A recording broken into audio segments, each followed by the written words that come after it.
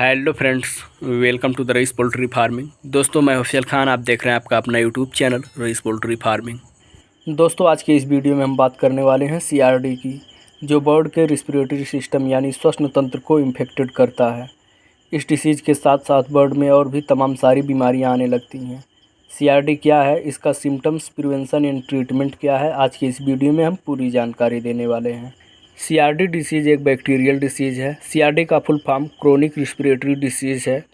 CRD mycoplasma gallisepticum नाम के bacteria से होने वाली बीमारी है। यह बैक्टीरिया बर्ड के ट्रैकिया यानी श्वसन नली को इन्फेक्टेड करता है, जिससे बर्ड का रिस्पिरेटरी सिस्टम इन्फेक्टेड होता है और बर्ड को सांस लेने में तकलीफ़ होता है। इस बीमारी से बर्ड छींकता और खांसता है, जिससे उनके गले से खुच खुच और घर घर की आवाज़ आती है।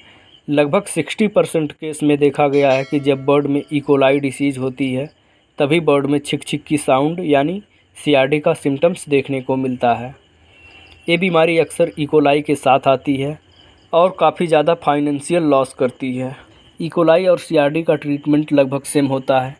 अगर बर्ड में इकोलाई है और सीआरडी का साउंड नहीं है, या फिर इकोलाई और सीआरडी बर्ड में दोनों है, इन दोनों कंडीशन में कोई हार्ड एंटीबायोटिक मेडिसिन मतलब कोई तगड़ा एंटीबायोटिक दिया जाता है। सीआरडी के ट्रीटमेंट में कौन सा मेडिसिन अच्छा काम करता है, मैं वीडियो में आगे बताऊंगा। अगर बर्ड में सीआरडी का साउंड था, उसका सही समय पर सही ट्रीटमेंट ना हुआ, या फिर ट्रीटमेंट हुआ और मेडिसिन काम नहीं किया और बर्ड धीरे धीरे 1.5 kg का हो गया, तो इस कंडीशन में सीआरडी सेकेंड स्टेज में चली जाती है। सीआरडी का सेकेंड स्टेज बहुत ही खतरनाक होता है। सीआरडी के सेकेंड स्टेज को सीसीआरडी कहा जाता है। सीसीआरडी का full form complicated chronic respiratory disease है, यानी कि इस कंडीशन में बर्ड पूरी तरह से सीआरडी डिसीज़ से ग्रसित हो जाता है और पूरे फार्म में घर घर खच खच की आवाज़ गूंजने लगती है। बर्ड की इम्यूनिटी यानी रोग प्रतिरोधक क्षमता एकदम घट जाती है। बर्ड के पैर के साथ साथ बर्ड का बॉडी भी सूखने लगता है। इस कंडीशन में बर्ड का मोर्टालिटी रेट काफ़ी हाई हो जाता है, जिसके कारण बर्ड की कॉस्टिंग बढ़ जाती है और एफसीआर भी काफ़ी ज़्यादा इंक्रीज हो जाता है। सीआरडी आने के क्या क्या कारण हो सकते हैं, चलिए जानते हैं। फार्म में बार बार सीआरडी आने का सबसे बड़ा कारण चिक्स की क्वालिटी सही नहीं रहना है। इसलिए चिक्स जब भी लें तो किसी माने जाने और ब्रांडेड हैचरी से लें, और उस हैचरी से चिक्स लें जिस हैचरी का चिक्स आप पहले डाल चुके हों, जो आपके हिसाब से अच्छा चिक्स हो। अगर चिक्स की क्वालिटी अच्छी रहेगी तो आप और भी तमाम सारी बीमारियों से सेफ रहेंगे और प्रॉफिट भी अच्छा कमा पाएंगे। सीआरडी आने का दूसरा सबसे बड़ा कारण फार्म की साफ़ सफाई सही ढंग से ना होना और फार्म एरिया या फिर फार्म में अधिक गंदगी रहना और बायोसिक्योरिटी का ध्यान ना देना। इसलिए जब आपका फार्म खाली हो जाए, उसके तुरंत बाद 2 दिन के अंदर ही फार्म का लीटर निकलवा दें और वेस्टेज लीटर फार्म से दूर ले जाकर रखें, जिससे वेस्टेज लीटर का गंध फार्म तक ना पहुँचे। उसके बाद फार्म एरिया और फार्म में अच्छी तरह से झाड़ू लगवाएं। झाड़ू लगवाने के बाद किसी अच्छे डिसइंफेक्टेंट का स्प्रे करवाएं। स्प्रे पर्दे को फुल टाइट अच्छी तरह से बंद करके करें। स्प्रे करवाने के बाद 24 घंटे के बाद फर्श पर चूना का छिड़काव करवा दें।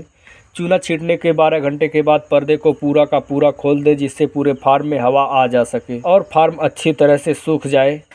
इस तरह से साफ़ सफाई करने के बाद कम से कम 1 सप्ताह के बाद ही चिक्स डालें। उसके बाद चिक्स आने के 1-2 दिन पहले ही किसी अच्छे एंटीवायरल डिसइंफेक्टेंट का स्प्रे करवा दें और पर्दे को खुला ही रहने दें। जब चिक्स आ जाए तब बायोसिक्योरिटी का बहुत ज़्यादा ध्यान दें।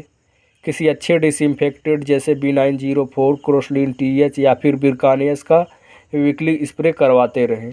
इस तरह से बायोसिक्योरिटी का ध्यान देंगे तो तमाम सारी वायरल और बैक्टीरियल बीमारियों से सेफ रहेंगे। सीआरडी आने का तीसरा सबसे बड़ा कारण पर्दे को समय समय से अप डाउन ना करना और फार्म में वेंटिलेशन सही न रहना और बर्ड को प्रॉपर टेम्परेचर ना मिलना और फार्म में अमोनिया गैस ज़्यादा बनना। इसलिए पर्दे को समय समय से अप डाउन करते रहना चाहिए, जिससे वेंटिलेशन अच्छा बना रहे और बर्ड को डायरेक्ट हवा ना लगे। बर्ड को ठंडी या गर्म हवाएं लगने से भी बर्ड में सीआरडी का साउंड आ सकता है। सीआरडी आने का चौथा कारण ओवर क्राउडिंग करना, मतलब कम जगह में ज़्यादा बर्ड डाल देना। बर्ड में स्ट्रेस बहुत ज़्यादा होना। एक ब्रायलर बर्ड को 2 kg तैयार करने के लिए 1.25 स्क्वायर फीट की जगह चाहिए होता है। इससे कम जगह बर्ड को नहीं देना चाहिए। चिक्स का जगह समय समय पर बढ़ाते रहना चाहिए, जिससे चिक्स को प्रॉपर स्पेस मिलता रहे और बर्ड के ग्रोथ में कोई रुकावट ना हो। बर्ड का स्ट्रेस कम करने के लिए गर्मियों के मौसम में vitamin E, vitamin C, Electral या फिर मल्टीविटामिन दे सकते हैं। और ठंडियों के मौसम में बर्ड का स्ट्रेस कम करने के लिए विटामिन ई, विटामिन सी और मल्टीविटामिन दे सकते हैं। दोस्तों हम बात करते हैं CRD के प्रिवेंशन के लिए क्या क्या कर सकते हैं, चलिए जानते हैं। जब आपका चिक्स आता है तब आप दूसरे दिन से कोई एंटीबायोटिक और मल्टीविटामिन देते हैं। जो मेडिसिन देते हैं वो मेडिसिन देते रहें। CRD के प्रिवेंशन के लिए रेस्पोटिल 25 यूज कर सकते हैं। यह प्रिवेंशन 95% कारगर है। अगर हम रेस्पोटिल 25 के प्रिवेंशन डोज की बात करें तो दूसरे, तीसरे, चौथे दिन एकदम सुबह वाले पानी में 1000 बर्ड पर 6 ग्राम 1 घंटे के पानी में दें। जिस तरह से वैक्सीन का पानी दिया जाता है, बर्ड को हल्का सा प्यासा रखकर ठीक उसी तरह से ये भी पानी लगाएं और 3 दिन तक लगाएं। दूसरे दिन, तीसरे दिन और चौथे दिन। इस तरह से 1000 बर्ड पर 3 डोज में 18 ग्राम रेस्पोटिल 25 यूज होगा और बाकी बचे हुए मेडिसिन में से 60 ग्राम 17वें दिन देना होगा। ये मेडिसिन 1000 बर्ड पर 78 ग्राम यूज होगा। दोस्तों हम बात करते हैं CRD के ट्रीटमेंट की। CRD के ट्रीटमेंट में आप लियोफ्लेक्सासिन, ब्रेमेक्सिन यूज कर सकते हैं। इसके अलावा एजिथ्रोमाइसिन भी यूज कर सकते हैं। अगर एजिथ्रोमाइसिन यूज करते हैं तो उसके साथ डॉक्सीसाइक्लिन भी ऐड करना होगा। इन दोनों ट्रीटमेंट में से आप कोई भी ट्रीटमेंट कर रहे हो, एक टाइम के पानी में आपको कफ सिरप भी देना होगा। दोस्तों बस आज के लिए इतना ही।